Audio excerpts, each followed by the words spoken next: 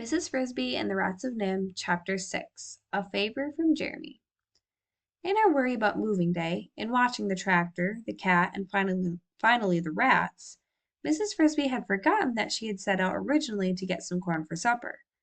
Now she remembered it, so instead of continuing to her house, she turned toward the far corner of the garden and the stump at the edge of the woods beyond. She was a little tired after her dash from the cat, so she walked along slowly, feeling the warmth of the sun and the smell of the breeze. This mild breeze, carrying the moist essence of early spring, caused a dead leaf to flutter here and there, and across the garden near the fence it moved something that sparkled in the sunlight. This caught the corner of Mrs. Frisby's eye. She glanced at it, saw that it was only a bit of tin foil, or aluminum foil, blown from somewhere, and she looked away again. Then she looked back, for at that moment a black object plummeted from the sky, and she recognized her friend, Jeremy the Crow. A thought crossed Mrs. Frisby's mind.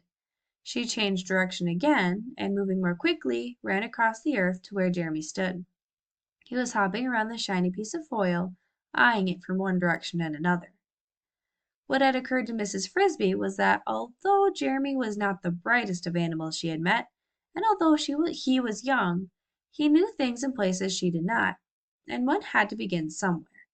As she approached him, he had picked up the foil in his beak and was spreading his wings to fly off.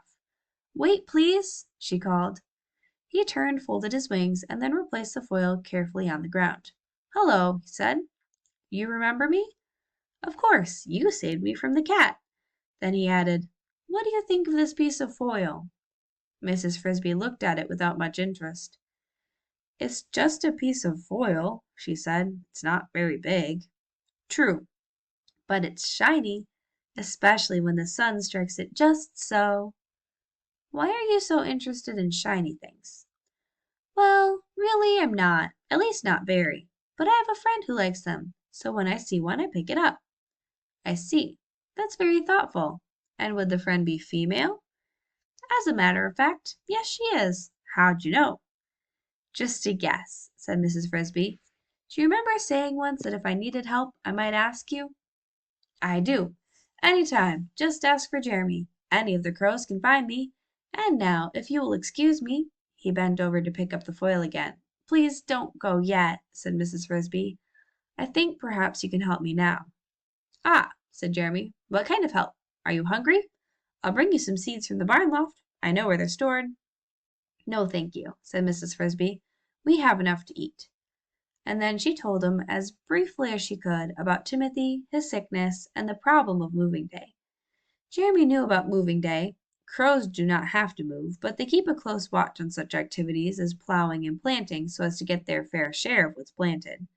And with their sharp eyes they see the small animals leaving before the plow. So he clucked sympathetically when he heard Mrs. Frisby's story, cocked his head to one side, and thought as hard as he could for as long as he could, which was about 30 seconds. His eyes closed with the effort. "I don't know what you should do," he said finally. "I'm sorry, but maybe I can help even so. At least, I can tell you what we do when we don't know what to do." "We?" "The crows, most of the birds." "What do you do then?" "Over that way," Jeremy nodded in the direction of the deep woods and faraway mountains that rose beyond the fence. "About a mile from here there grows a very large beech tree, the biggest tree in the whole forest. Near the top of the tree there is a hollow in the trunk. In the hollow lives an owl who is the oldest animal in the woods, some say the world. When we don't know what to do, we ask him. Sometimes he answers our questions, sometimes he doesn't. It depends on how he feels. Or, as my father used to say, what kind of humor he's in." Or possibly, thought Mrs. Frisby, on whether or not he knows the answer. But she said, "Could you ask him then, if he knows of any help for me?" She did not think it likely that he would. "Ah, no," Jeremy said, "that won't do. That is, I could ask him, but I don't think the owl will listen. Imagine a crow come to ask for help for a lady mouse with a sick child. He wouldn't believe me." "Then what's to be done?" "What's to be done? You must go yourself and ask him." "But I could never find the tree, and if I did, I don't think I could climb so high." "Ah, now that is where I can help, as I said I would. I will carry you there on my back, the way I did before, and home again, of course." Mrs. Frisby hesitated. It was one thing to leap on a crow's back when the cat is only 3 jumps away and coming fast, but quite another to do it deliberately, and to fly deep into a dark and unknown forest.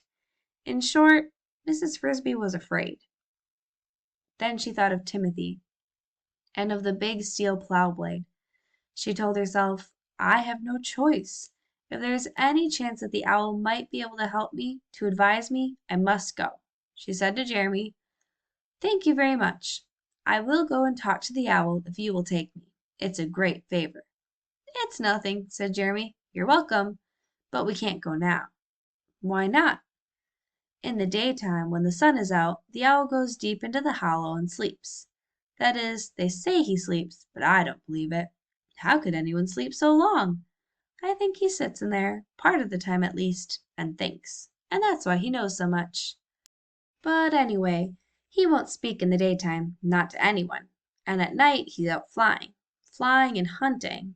"I know," said Mrs. Frisby, and that was another reason to be afraid. "The time to see is just at dusk. Then, when the light gets dim, he comes to the entrance of the hollow and watches while the dark comes in. That's the time to ask him questions." "I understand," said Mrs. Frisby. "Shall we go this evening?" "At 5 o'clock," Jeremy said. "I'll be at your house." He picked up the piece of foil in his bill, waved goodbye, and flew off.